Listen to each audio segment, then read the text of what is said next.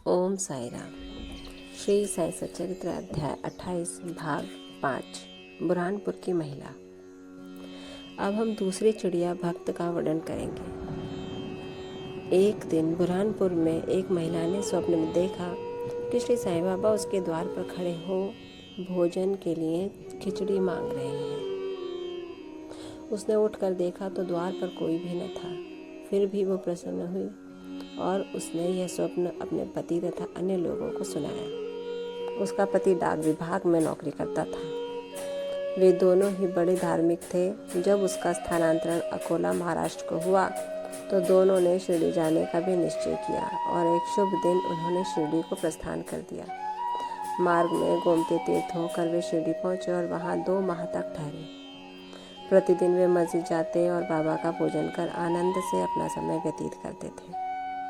यद्यपि दंपति खिचड़ी का नैवेद्य भेंट करने को ही आए थे, परंतु किसी कारणवश उन्हें 14 दिनों तक ऐसा संयोग प्राप्त न हो सका। उनकी स्त्री इस कार्य में अब अधिक विलंब न करना चाहती थी। इसलिए जब 15वें दिन दोपहर के समय वो खिचड़ी लेकर मस्जिद में पहुंची तो उसने देखा कि बाबा अन्य लोगों के साथ भोजन करने बैठ चुके हैं। पर्दा गिर चुका था, जिसके पश्चात किसी का भी साहस न था कि वो भीतर प्रवेश कर सके, परंतु वो एक क्षण भी प्रतीक्षा न कर सकी और हाथ से पर्दा हटाकर भीतर चली आई। बड़े आश्चर्य की बात थी कि उसने देखा कि बाबा की इच्छा उस दिन सबसे पहले खिचड़ी खाने की ही थी, जिसकी उन्हें आवश्यकता थी।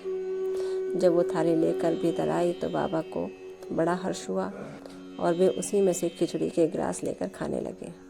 बाबा की ऐसी उत्सुकता देख प्रत्येक को बड़ा आश्चर्य हुआ और जिन्होंने ये खिचड़ी की वार्ता सुनी उन्हें भक्तों के प्रति बाबा का असाधारण स्नेह देख बड़ी प्रसन्नता हुई। ओम साई राम। अर्थात हम भक्तों की जो भी इच्छा होती है बाबा को समर्पण करने की, बाबा उसकी ग्रहण करते हैं, बल्कि उनका तो सबसे पहले हमारे खुशी खुशी दिए हुए भोग को ही ग्रहण करने की इच्छा होती है। इसी के साथ ये अंश यहीं समाप्त होता है। कल अगला अंश 6 में मेघा का निर्माण का अध्ययन होगा। तब तक ओम साई राम। बाबा आप सब पर कृपा रखें, आपको आशीर्वाद दें और कष्टों से दूर रखें। ओम साई राम।